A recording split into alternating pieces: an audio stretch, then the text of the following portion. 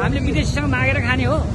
त्यसकारण यो विदेशीसँग जुन मागेर हात पसारेर खाने चाहिँ यसको अन्त्य गर्नुपर्छ। सर अर्को कुरा चाहिँ जसरी 13 गति यो सरकार नियुक्त भएको त्यही साँझ पक्षको क्याबिनेटको बैठकले जसरी यो सुरक्षामा जो खटिनु भएको थियो उहाँहरूको पक्षमा खास गरी पूर्व प्रहरी प्रमुखको सन्दर्भमा अर्को निर्णय होइन अनि ओली लेखक लगायतको नेताहरूको सन्दर्भमा अर्को निर्णय गरेको यो विषयलाई यस्तो हुन्छ। राजनीतिक नियुक्तिको लागि राजनीतिक कारवाही हुनु पर्यो होइन, त्यो सही नै हो। प्रशासनिक नियुक्ति भएको प्रशासन सुरक्षा सम्बन्धीको निर्णय गर्ने सुरक्षाले गर्छ, त्यसले कारवाही गर्छ गर्दैन त्यो जनताले हेर्ने कुरा हो। त्यसलाई पनि जनताले दबाब दिनुपर्छ। त्यसकारण जसलाई जहाँबाट कारवाही गर्नु भनेको छ त्योबाट गर्नुपर्छ। तर गौरी आयोग नै तपाईँको पूर्णता होइन है। फेरि गौरीबहादुर आयोगले नै यो भ्रष्टाचारको अन्त्य गर्छ भन्ने होइन। त्यसकारण यो जेएनजीको केही कुराहरू उल्लेख भयो होइन, सबै कुरा उल्लेख भएन। 24 गतेको घटनाहरूको सम्बन्धमा यसले केही पनि उल्लेख गरेन।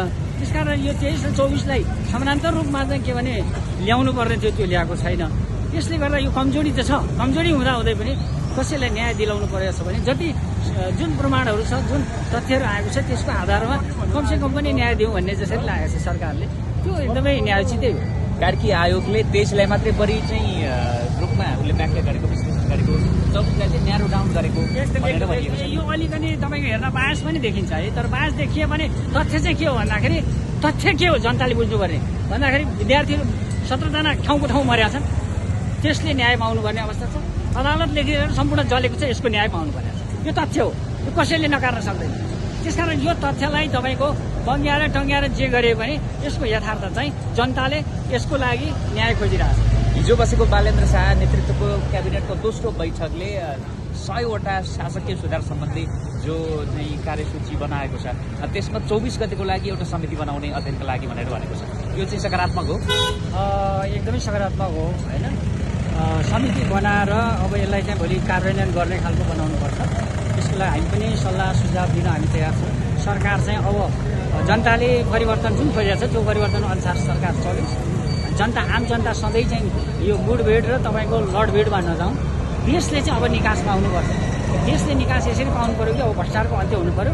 हाम्रो देशमा विदेशी हस्तक्षेप रोकिनु पऱ्यो।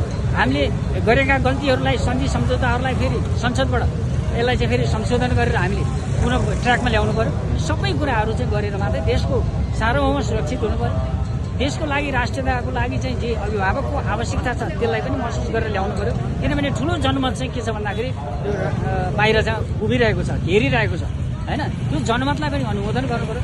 सबै कुराहरू चाहिँ बिस्तारै गर्छ भन्ने हामीले आशा गर्छौँ। भनेको सरकारले अहिले पूर्व प्रधानमन्त्री पूर्व गृहमन्त्रीलाई पक्राउ गर्ने जो खालको प्रक्रिया अगाडि बढाएको छ त्यसलाई सकारात्मक रूपमा